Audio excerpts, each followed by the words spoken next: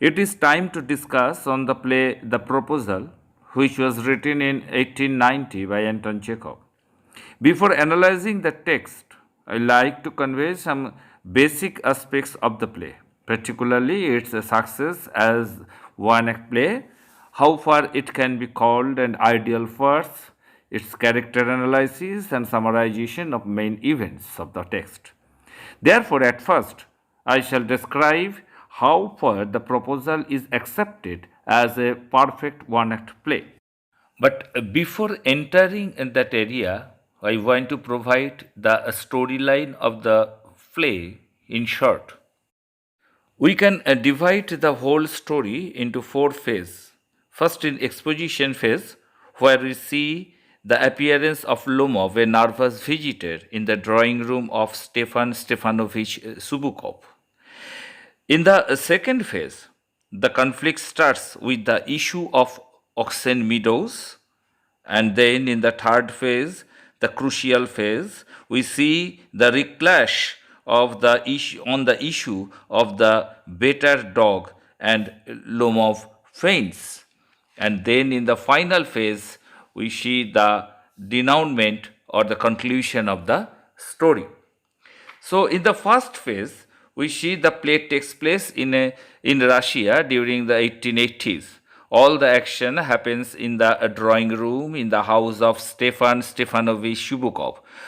Wearing dress clothes and white gloves, Ivan Vasilievich Lomov enters and greets his friend Shubukov. Lomov seems nervous about something, and Shubukov is puzzled by his friend's anxiety and formal attire. Eventually, Lomov says he wants to ask Shubukov's daughter, Natalia Stefanovna, to marry him. Shubukov is overjoyed, assures Lomov that Natalia will accept him, and leaves the room to bring Natalia. In the second phase, soon Natalia enters and greets Lomov. After exchanging pleasantries, Lomov has difficulty coming to the point about why he wants to see her. Instead, he digresses, talking about their prospective families and the land he owns. When he mentioned that his auction meadows borders her land, Natalia contradicts him, saying this land belongs to her family. Gradually, the dispute about which family owns Oxen Meadow develops from a polite disagreement to a heated argument. Lomov, who is a hypochondriac, begins to feel all types of pain throughout his body as the discussion takes this turn. Shubukov enters and wonders what the shouting is about. When Natalia explains, Shubukov quickly takes his daughter's side. At first, Shubukov tries to remain calm and use logic, but he also loses his temper. Lomov threatens to shoot Shubukov, who counters by saying the Lomovs are all crazy. Lomov calls Shubukov's relative various derogatory names, and Shubukov and Natalia do the same about the Lomov's relatives. Lomov lives in a huff. Then Shubukov tells Natalia that Lomov came to propose marriage to her. She is stunned and soon became hysterical about missing the chance to get married. She commands her father to bring Lomov back. Then, in the third phase, which we may call a crucial phase, Shubukov fetches Lomov and bring him back, complaining about his various ailments. Natalia apologizes to Lomov, admits that Oxen Meadows belong to him, and encourage him to propose. However, the two of them disagree into the conversation about their dogs. The talk quickly develops to an argument about which dog is better, Lomov's Gusher or Shukov's Measure. The argument also becomes more and more heated, and soon Lomov begins to feel heart palpitations again. So once again, Shubukov takes his daughter's side. As before, his calm logic develops into vitriolic name calling. Lomov hurls as many insults as he receives. However, the argument becomes too much for him and he faints into an armchair. Shubukov and Natalia both think Lomov is dead and become hysterical. In the final phase, Lomov murmurs something and Shubukov asks him to hurry and get married. Still, somewhat dazed, Lomov agrees to marry Natalia, who accepts and at first seems overjoyed. But the couple soon begins to argue again about Guza and Measure. Shubukov ends the play on an equally exaggerated note, saying, "And they lived happily ever after." Now, I told you earlier that there are a few vivid characteristics of one act play, that is, number one, a single dramatic situation or crisis, number two, a singleness of effect, number three, in a comparatively short campus, number four, a crucial moment, number five, a few characters. These five characteristics are the base of a perfect one act play. Now, in this play, we can watch that the play has been arranged on a single situation or crisis. Lomov's proposal to marry Shubukov's daughter Natalia. Secondly, a singleness of effect. In this play, singleness of effect is established as the quarrel between Lomov and Natalia over a small issue leads to agreement of marriage and they live happily ever together. Thirdly, you know that this drama has a few pages, very small in size itself. Fourthly, a crucial moment here described when we see that Lomov faints, Natalia and Shubukov think he is dead. That's definitely the climax as well as the crucial moment of this play. And you know that there are a few characters, only three characters is there, and it is acceptable for a one act play. The three characters are Lomov, Shubukov, and Natalia. So, the five main characteristics of this play have been furnished by the playwrights. So, it's a one act play in nature, and another thing is that the plot diagram of the proposal also indicates towards the perfection as a one act play. Firstly, the exposition. Here in this play, Lomov tells Shubukov he wants to marry Natalia. That's the direct exposition. And then, if we consider the conflict or the rising of action, there are number one, Lomov and Natalia argues about who owns Oxen Meadow, and that starts conflict between them. And then Natalia tells Shubukov to bring Lomov back to propose, and Lomov and Natalia argues about who has the better dog, and that's the rising of action. Then the Lomov faints, Natalia and Shubukov think he is dead. It's the crucial moment or climax. Then Shubukov proposes for Lomov, Natalia accepts, and Natalia and Lomov begins to argue again that the resolution. So the plot, even if we consider the five components of that plot, we can see that after climax, we can describe Shubukov's propose for Lomov, and Natalia accepts. It's the falling of action, and Natalia and Lomov begins to argue again, and ultimately the playwright tells us that and they lived happily after. the resolution of this play. So we can say the proposal is a perfect one act play. Now we will discuss on how far we can say it's an idle farce. A farce is a comedy which aims to entertain the audience by means of unlikely, extravagant, and improbable situations, disguise and mistaken identity, verbal humor of varying degrees of sophistications, which may include sexual innuendo and wordplay, and a fast-paced plot whose speed usually increases, culminating in an ending which often involves an elaborate chase scene. Farce is also characterized by physical humor, the use of deliberate absurdity or nonsense, and broadly stylized performances. Farces have been written for the stage and also for the films. The proposal explores the process of getting married and could be read as a satire on the upper middle class and courtship. The play points out the struggle to balance the economic necessities of marriage and what the characters themselves actually want.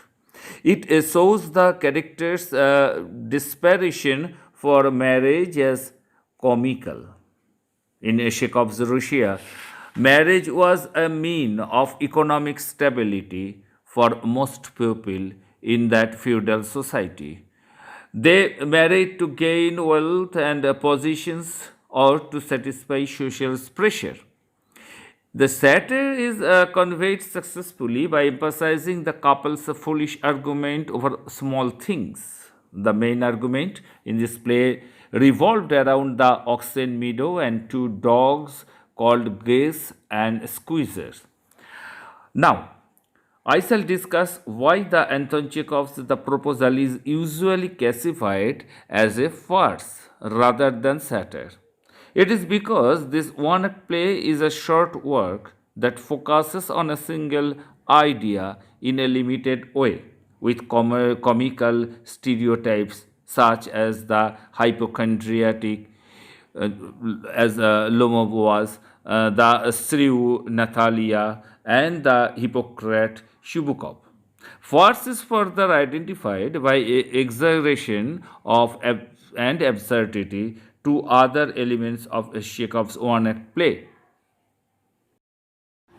As the farce, then the proposal or the marriage proposal, as it is often translated, sets a tone of absurdity with such elements as slapstick. Such exaggerated actions that exceed the limits of common sense are exemplified in Lomov, who gulps down water, puts his hand over his heart, runs to the door, and staggers out. After he leaves, Natalia becomes hysterical, falling back into an armchair and groans for some time. The quick turn of feeling from a cordiality to hurling of insults, such as Lomov's calling Shubukov a swindler and his returning the insult to Lomov, terming him intriguer, also exemplifies slapsticks, as does Chubukov's screaming that he will kill himself and his latter rushing between his daughter and Lomov as the suitor begins to faint, crying, crying that he is dying. Joining the hand of his daughter and neighbor, Shubukov shouts, "Get married, she is angry, only leave me in peace." Thus, the partial basis of the proposal is the fact that Lomov himself is never able to propose. Another form of slapstick humor is a practical jokes, such as the one that the father plays upon his daughter. When Shubukov, instead of telling his daughter that Lomov has come to propose marriage, informs her that there is a dealer who has come to buy something. These elements of exaggeration and absurdity sets the tone of ridicule by Chekhov in depicting the pettiness of Russian landowners who place the consideration of property and personal pride over love and marriage. Their hypocrisy is also depicted in the placement of economic considerations over those of love and romance. Now we can have a chance to sketch the trends of the character in this short one act play. Firstly, Lomov. Lomov is a hypochondriac who wants to get married for the sake of appearances. He doesn't seem to love Natalia, but decides to marry her because she is the best woman available around. He has difficulty coming to the point, which makes conversing with him difficult. Because of his tendency to disagree, he becomes involved in silly arguments with Natalia and Shubukov about the land ownerships and dogs. What seems most important to him is maintaining a superior appearance, but which is also true of the other two characters. Next, Natalia. Natalia is a strong willed woman who is more effective than Lomov in speaking clearly and getting to the point. However, her will is focused on maintaining a superior appearance. As a result, she insists that Oxen Meadow belongs to her family and not to Lomov. She also argues that her dog is better than Lomov's dog. Yet she feels the burden of being a potential, if not actual, spinster and thus desperately want to marry Lomov. Despite this, her concern for being right about superficial matters takes precedence. And lastly, Shubukov. Shubukov seems happy about the proposal of marriage, which was very much potential to him. However, he sees marriage in a mercenary way, referring to Lomov's proposal as a merchant buying goods. For him, the match is advantageous as a good business agreement of both families. Whether Lomov and Natalia really love each other probably doesn't matter much to him. Despite his eagerness of the marriage to happen, Shubukov places a greater value of maintaining a superior appearance. As a result, he gets embroiled in the inane arguments between Lomov and Natalia. Then, in a nutshell, the follies and foibles of human nature are highlighted finely in this one act play. The humor in the play derives from the inability to understand the proposal. The thrust of the play is Lomov and Natalia's marriage, but the digressions incorporated are deliberate as they are the chief source of laughter. The play doesn't pay attention to characterizations, and the only aim of the actors is to amuse and entertain the audience. The play pacifies the time period, that is the end of the 19th century. There are only three characters, and the place of action is Shubukov's drawing room. If Shubukov is childish, Lomov is irrational, foolish, and easily excitable and excessively comical. And Natalia is quarrelsome, stubborn, and hysteric. The abnormalities in characters and the absurdities in their behaviors are the main prospect as a successful one act farce. All three characters want same thing, but their different approaches evoke laughter, and ultimately the readers and the audience are highly amused. There lies the potentiality of this popular one act play. As far as the dialogue of the play is concerned, I can say the dialogues of each unique character are also very sparring and dramatic. As are the characters and their nature, so are their dialogues. Each dialogue leads the plot ahead to a logical conclusion. In the phase of exposition, Shubukov addressed Lomov as my darling, my good fellow, my treasure, my precious. But afterwards, throughout the play, we can see no such cordial and affectionate addresses again have been pronounced by any of the characters.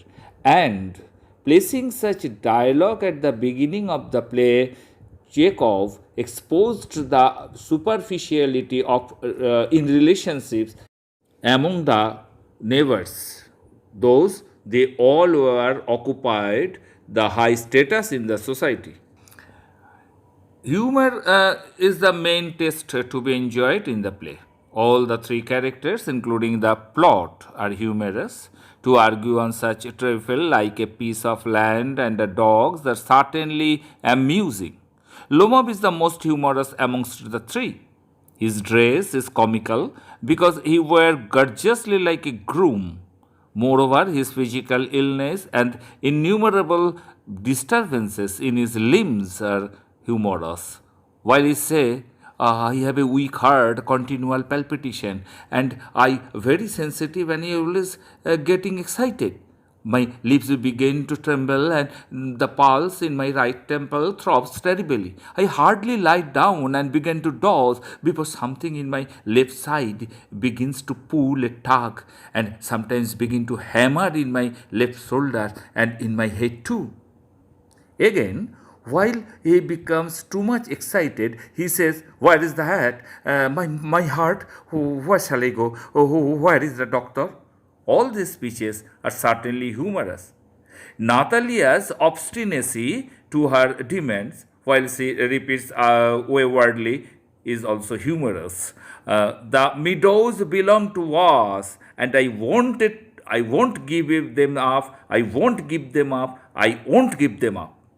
And the last dialogue by Shubukov as they lived happily thereafter definitely evokes laughter. Thus, the plot, including the characters and their dialogues and the dealings to each other, all gives rise to nothing but only laughter. There is no slight touch of pathos. Hence, the play is a humorous play, that is to say, it's a genuine farce. To conclude, it is to say that this play, The Proposal, is a fine, humorous play to be enjoyed only for laugh with all the artistic perfection of a play. Now, if we look into the themes of this play, at first we see one of the themes of The Proposal is the difference between practicality and myth of marriage. At first, audience looks only to Lomov and took no notice to Natalia until the very end. Because Lomov was the one Natalia wanted to make use of. However, once she had realization, she took every notice of Lomov. We expect in Chekhov's idea, most married couple are like that. They are not interested in things or people unless they can use them. They are terribly practical. Next, a major theme in The Proposal is Chekhov's satire of the landowning class of 19th century Russia. The landowners were a small privileged class who were notoriously conservative in clinging to old values that defined them. They knew their advantage in society was based mainly on owning land as opposed to having a little of nobility. As a result, they opposed any reforms that would allow their peasants to own a piece of land. Chekhov makes fun of the landowners by depicting Lomov, Natalia, and Chubukov as obsessed about ownership of a worthless tract called Oxen Meadows. Their pride and greed are so extreme that they override a marriage proposal. Lomov calls Chubukov a land grabber, but in fact, they all are. Thirdly, the romance and marriage is concerned here. Chekhov's theme of romance and marriage runs throughout each section of the comedy. The narrative satirizes marriage mainly through the use of situational irony. This type of irony involves a difference between what is expected to happen and what does happen. The audience expects Lomov's proposal to Natalia to be filled with romantic sentiments, loving caresses, and perhaps even tears of joy. However, what the audience gets is bickering between two petty people who each want to prove they are right above anything else. Romantic love has been thrown out the window. Lastly, we see there is lack of communications. Chekhov uses three methods to convey the lack of communications theme. The first is Lomov's style of speech. He has a roundabout way of talking that prevents him from getting to the point. For example, instead of directly proposing to Natalia, he talks about their families. Also, he often stops his train of thought to mention something else. Many times, this tendency is caused by his hypochondria. In the middle of his argument with Natalia and Shubukov about Oxen Meadows, he cries, "You were a snake and a oh my heart, and it is an open secret that before the last elections you bribed. My eyes are gone blurry." However, secondly, when Lomov disgraces from the main point, he and Natalia each value the digression more than the central topics of conversation. For instance, with Oxen Meadows, Lomov and Natalia view the issue of who owns this plot of land as more pressing than the primary purpose of their talk. Finally, Lomov, Natalia, and Chubukov are more concerned about providing their right than understanding their opponent's viewpoint. And so, this attitude blocks communication because they end up bargaining one another with biased statements and insults instead of being empathetic. Lomov was introduced to the audience of a major character who appeared in the play with a proposal, and this proposal helps to rise the phase of conflict in the drama. But Lomov failed to propose to Natalia and left her house. When Natalia came to know about the proposal, she behaved madly and expressed her eagerness to accept the proposal of Lomov. And only that cause of proposal made possible for Lomov to reappear on the stage. And ultimately, neither Lomov nor Natalia the proposal uttered from Shubukov. So the exposition, climax, and denouement of all have taken place, centering a proposal. Therefore, we can say undoubtedly the title of the play is Just. Now I am going to discuss on symbols used by Chekhov in his play The Proposal. Firstly, Lomov's hypochondria. Lomov is a hypochondriac who constantly fears he is about to have a severe heart attack or stroke. As a result, when he gets upset, he refers to his foot falling asleep, his heart etching, and his eyebrows twitching. For Chekhov, Lomov's hypochondria is a symbol not only of how self centered the character is, but also of his inner conflict. Lomov lacks the confidence to make decisions and thus unconsciously feels something must be wrong with him.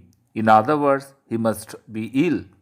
Any minor or imaginary symptoms convinces him he is at the death's door, effectively distracting him from the necessity to make and act on a decision. He is wealthy landowner who is about to make a significant decision, namely proposing marriage. However, before he talks with Natalia, he obsesses about his twitching right eyebrow, his trembling lips, and a pull in his shoulder. Indeed, Lomov's hypochondria is so extreme that it makes him ineffective. At the end of the play, profoundly anxious about his aches and pains, Lomov faints and is unable to propose to Natalia. Chubukov has to do it for him. The author could be seen as using this symbol to satirize the landowning class. Lomov's self concern makes him ineffective, similar to how the selfishness of the landowners makes them unable to take significant action in society. They are too concerned with their own problems to seek to be of any use to themselves, to others, or surely to their ailing country and society. And next, the Oxen Meadows. The Oxen Meadow is a small piece of land that lies between the Lomov estate and Shubukov's estate. Both families claim the meadows of their own. In fact, Lomov gets in a heated argument with Chubukov and Natalia about the land's ownership, even though it has a little value. Chubukov uses the oxen meadow as a physical embodiment of the character's greed and stubbornness. Lomov, Natalia, and Chubukov are so obsessed with owning land that they can't see the ownership of this tract as being insignificant. It is not by chance that Chekhov called this land the Oxen Meadows. The name calls to mind the popular phrase stubborn as ox. The argument over the meadows also shows how much the three characters are concerned with superficial appearances.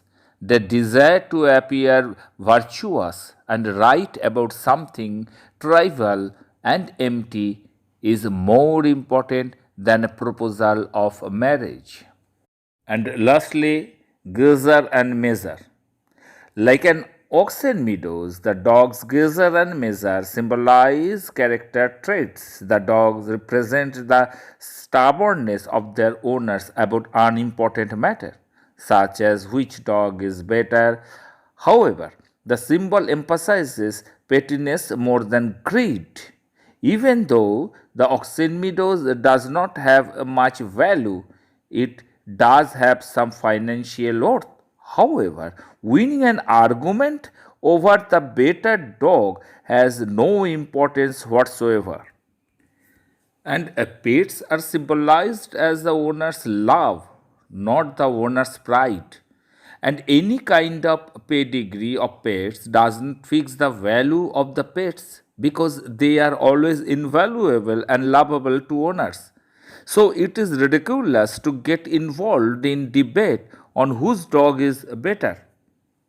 The hunting pastime is a luxurious only wealthy landowners and the nobility can afford. The dog thus support a recreational sport.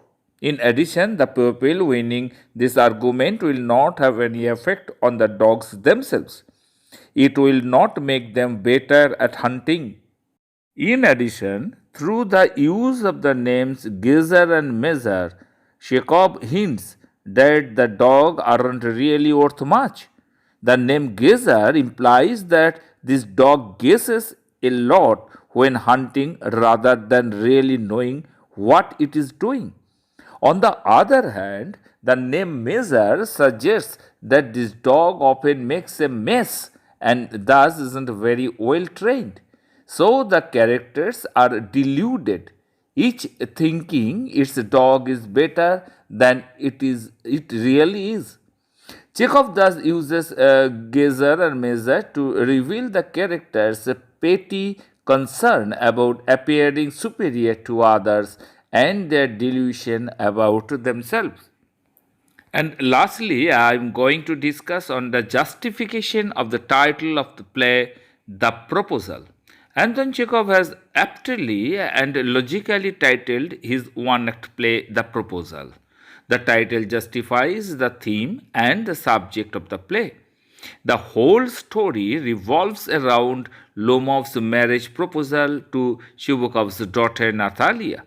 The play ends with Chubukov asking Natalia to hurry up and get married immediately. Natalia seals the proposal by kissing and embracing Lomov.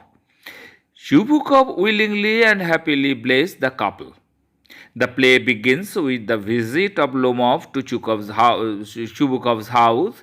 The moment Shubukov came to know that Lomov has come with a proposal of marriage, he became extremely happy. Lomov is genuinely interested in marrying Natalia. He thinks that she is a good housekeeper, educated, and not bad looking. He sees in Natalia an ideal wife who can help him in leading a peaceful and regular life. On the other hand, Natalia herself, being a love-sick cat, sees in Lomov a suitable life partner for her. The moment she comes to know that Lomov has come with a marriage proposal, she blames her father for not telling it before. She threatens to die if Lomov is not brought back immediately. No doubt there are quarrels and disputes over the ownership of auction meadows and on the superiority of their dogs. And abuses and insults are freely traded. But this farce can't hide the real intention of the main characters. The play ends with Natalia kissing and embracing Lomov and Shukov blessing the newly married couple. And thus the proposal came into reality.